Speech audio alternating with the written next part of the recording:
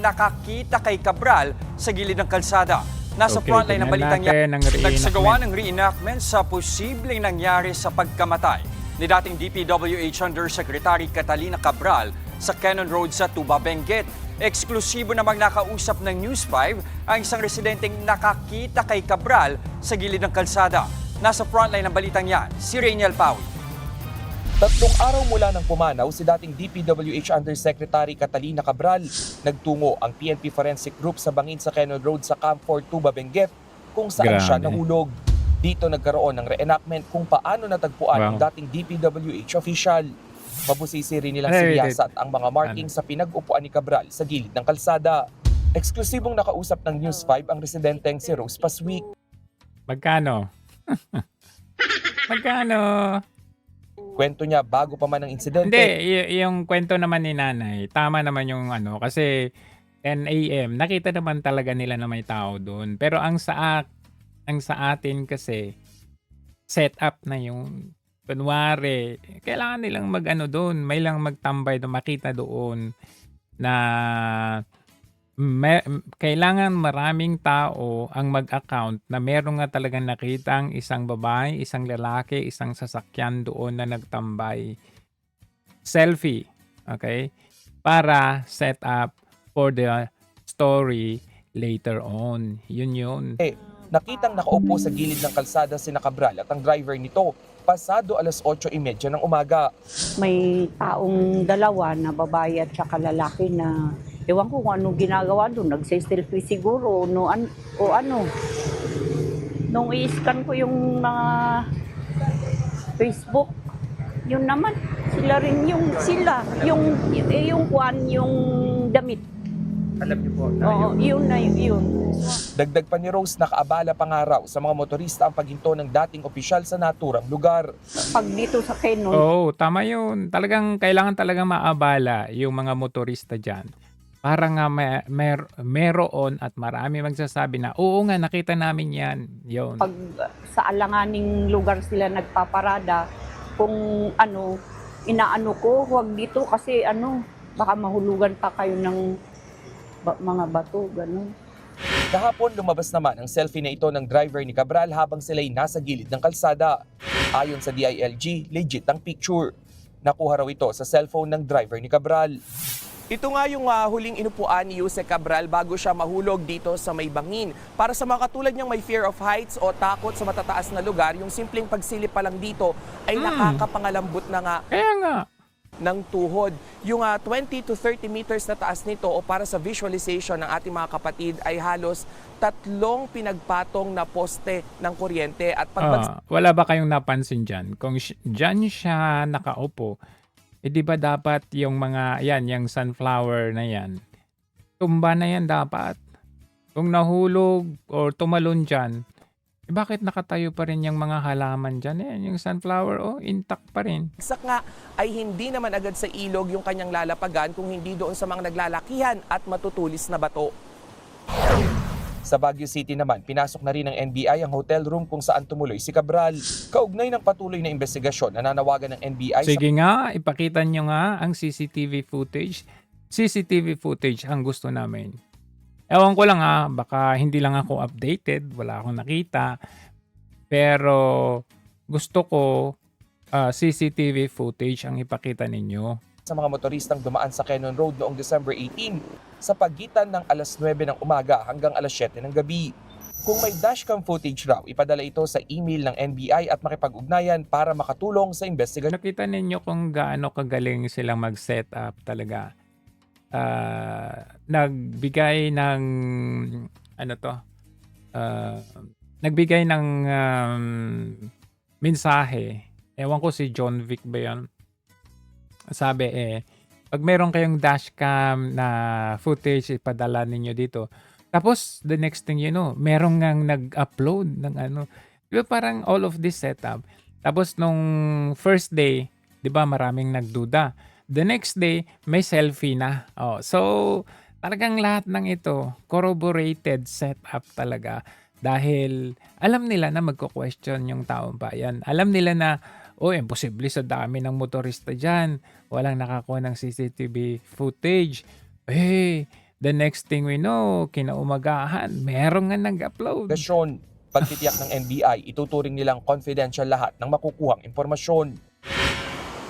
Nagbabalita mula sa Frontline. Tignan nyo naman yan, tignan nyo ang halaman. Intact. Daniel Pawi, News 5. Intact ang halaman.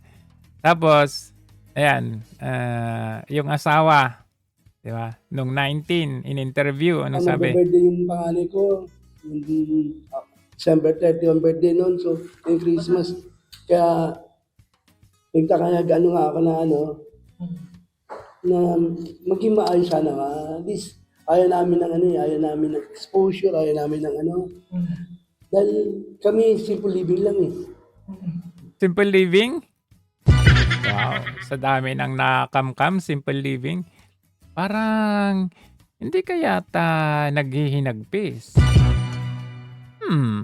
May namatay ba talaga? Bakit parang okay? Tignan nyo, Yan ba? Namatayan? Ever Tingnan. since. Tay Cesar, ilan po ang anak ninyo? Dalawa lang. Dalawa. Ilan taon po siya sa 31 itong magbe-birthday? Ganyan ba? Ganyan pala namatayan. 32 na siya. 2003 siya. 32.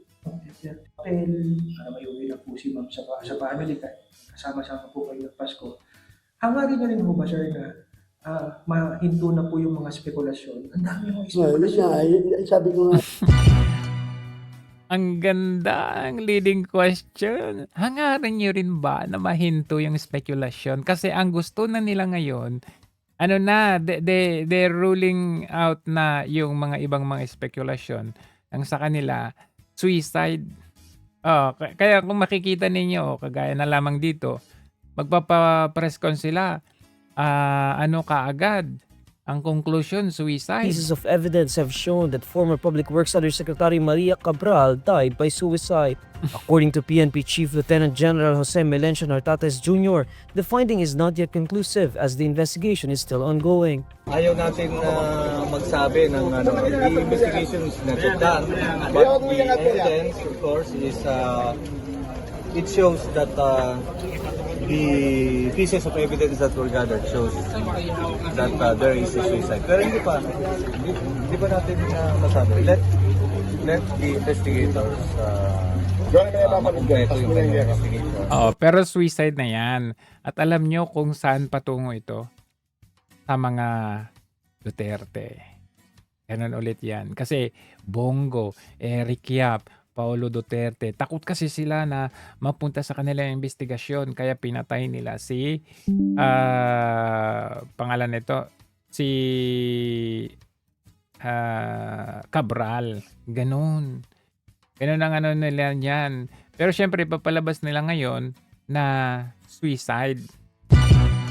Kasi medyo mahirapan yan sila na ang tawag nito, mahirapan sila na patunayan pag sinabi nilang Pero makikita ninyo ito The tangled web Eric Yap. Tingnan niyo. of ownership and allegations surrounds the Ion Hotel where former DPWH Undersecretary Catalina Cabral stayed before her death last week. Our Hannity is reporting live from the Senate. Hannah, we had reports that Congressman Eric Yap is being tagged as the owner of Ion Hotel. Now, what is the latest information on this? My Billionaire News Channel's deeper look at the Ion Hotel where former DPWH Undersecretary Catalina Cabral stayed before her sudden death in Benguet showed specific names. The hotel is operated by Potiel Resort Management Incorporated in 2022 with a paid-up capital of about $500,000 according to documents obtained by BNC. These documents show a certain Ralph Robintan owns 99% of Potiel Resort Management with Rochelle Joy P. Viernes listed as the only other shareholder. Another document shows Tan himself signing in an SEC General Information Sheet as Corporate Secretary of Potiel. Tan is a Baguio-based businessman and the owner of Big Boss Cars, a vehicle sales and auto services company, according to a source of Billionario.com. It has identified Tan as a political ally of Congressman Eric Yap, including his role in filing a disqualification case against Yap's election rival Erickson Felipe, days before the May elections that Yap won. Interior and Local Government Secretary John Vic Remulla has earlier publicly stated that Cabral may have been formerly the beneficial owner of Ion Hotel. Remulla also said the property was placed under the name of Cabral's partner and later transferred to a business associate of Eric Yap. Attorney Enrique V. de la Cruz Jr., legal counsel for Ion Hotel, has denied these claims and said Cabral and Yap were never owners, shareholders, directors, or beneficial owners of the hotel. De la Cruz said reports showing ownership of Cabral and Yap are false and misleading.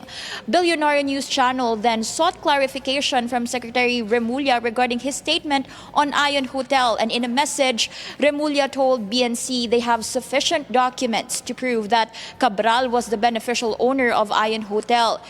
So nakita ninyo yung scenario na gusto nilang palabasin. Yung nag-suicide nga itong si Cabral. But at the same time, nag-umpisa na rin, sinabay nila na i-link yung si Eric Yap doon sa hotel na pinag-stayhan ni na Cabral. Kumbaga, if this one fails, meron naman itong nakaabang na pwedeng susunod kung ano. Kaya nga ginagawa, di ba? Ganun ang ginawa nila noon.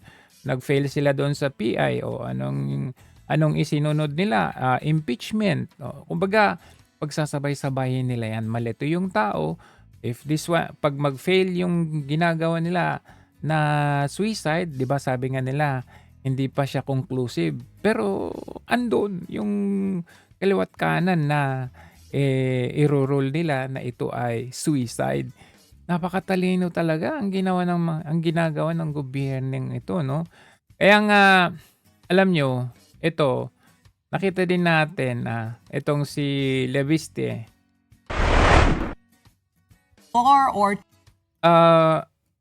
Siya yung parang taga-balanse, no? Sila and the others, nawala na kasi si Kiko, medyo tinanggal na nila. Sila yung taga-balanse sa mga ginagawa ng gobyernong ito. Kasi sabihin nila, ito nag-suicide, ito pinapatay nila ganito, ganyan. Pero hindi nila alam na ito palang si Leviste, naka-acquire siya ng kopya noong mga files ni Cabral prior to. That was June. June pa lang, nakakuha na siya ng kopya. So, expected ni Leviste, ilalabas ito ng DPWH or ilalabas ito sa mga hearings, pero hindi lumabas. So, akala siguro nila kasi noon, pumayag. Ito kasi si Leviste, nag-ask siya ng kopya from Cabral. Si Cabral naman, nagpaalam daw kay Vince Dizon, kung pwede, ay pumayag. So, noong June, dahil pumayag, nabigyan ng kopya ni Cabral itong si Leviste, which is now, inilalabas na niya na meron siyang kopya. So ngayon, nalalagay na ito sa alanganin kasi may hawak siyang kopya. Alam nyo, iniisip ko nga, no, yung pagkamatay ni hindi ko lang alam yung pagkamatay ni Akop. Si Akop, Romeo Akop. Hindi kaya may something yun? Yun lang I mean, itong mga may nakakasama nila sa kanilang corruption na ito, parang inuunti-unti nila. Kasi the lesser na may nakakaalam, the higher the chance na matatakasan nila ito. Maalala ninyo nung election issue naman, yung namatay, anong pangalan nun? Si Secretary, kalimutan ko na yun, sa DICT, yung dati. Basta yun. Yung malakas na tao siya, Ivan Uy ata yun eh. Oh, si Ivan Uy. Yung namatay.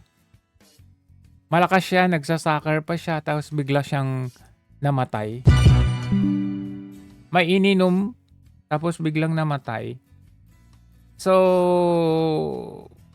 tignan ninyo ito. Imbestigahan ninyo kasi medyo alam na. No? Medyo alam na this ang mga possibilities na mangyari sa mga taong may kinalaman or may alam dito sa issue ng korupsyon. O, tignan natin to. To fix the file before they turned it over to you? Yes, it was not naman planned to give this file until Secretary Vince called. And I am thankful that because of that, then we know there is this file. And when the DPWH may eventually release the file, then I can corroborate that that is the same file that I got. Okay. Ito, mas full ito. Mas full. Tingnan natin. Soft copy po. At ito po ay Umaong si DPWH Undersecretary Maria Catalina Cabral. Sir, para lang din po mas malinaw, ito po ba mga dokumento na ito, soft copy or hard copy po ba itong mga ito? soft copy po. At ito po ay actually na-discuss Soft natin last copy. time I was on your show tungkol sa mga budget insertions ng mga kumpanya na may connection si Congressman Edwin Garjola. At ang files na ito ay ibinigay sa akin ni Yusek Cabral noong September 4 with the approval of Secretary Vince Dizon. Oo, parang ang nangyari po ba dito ay sa inyo daw po ipinapabigay, iniutos si Sec Vince Dizon na sa inyo ibinigay dahil, ano daw pong dahilan? Magandang tanong po. Ako po ay nagsusulat sa DPWH nung June pa para sa mga files ng mga congressional budget allocations. At nag-meet po ako sa office ni Yusek Cabral nung June 11. Tapos August 11 nag-follow up ako. Tapos nung may change of leadership sa DPWH, naisip ko baka pag mawala si Yusek Cabral, mawawala din ang kanyang files. Kaya nag-set ako ng meeting through Director Alex Bote, September 4. At nung nandun ako, tinawagan ni Yusek Cabral si Sec Vince kung okay na i-release ang mga files na ito. At sabi ni Sec Vince, dahil ang kanilang push ay para sa transparency, pwedeng Pumayag. ibigay kay Leandro. At ang aking understanding, isa sa publiko nga ang mga files ng DPWH para maunawaan ng taong bayan ano talaga yung nangyayari sa mga projects that are funded in the 2025 and other budgets. Oo, para lang po malinaw, yung sinasabi nyo na mawawala sa opisina ng DPWH, tama po? Kasi ang nangyari nga, ayon sa ICI nung nakausap ko sila November 18, ay nung bumisita sila in early September sa office ni Yusek Cabral, wala na ang kanyang computer at naka-cordon off ang kanyang opisina. Wala At na. ang sinabi din nila, hindi binigay sa kanila ang mga internal files ni Yusek Cabral. Sir, meron pa po bang ibang pinagbigyan bukod po sa inyo, itong si Yusek Cabral, nung po kayo ay physically na nagkita at iniabot po itong mga files na ito, na itanong nyo po ba kung meron pa siyang ibang napagbigyan? Ang files ay may mga pangalan ng mga nag-encode ng mga line items. Kaya baka yung ibang staff sa kanyang opisina ay may kopya din nito at sana protektahan natin ang mga staff sa opisina ni Yusek Cabral dahil maraming mga may ayaw na lumabas ang mga files na ito. Oo. Oo, pati ikaw, delikado ka na rin kong ha. Ingat. Yan po ay direktang sinabi po ba sa inyo ni Yusek Cabral o ito po ay assumption nyo? I'm saying based on the file, may mga pangalan ng kanyang mga staff. At actually, nakuha ko po ito as soft copy from her staff.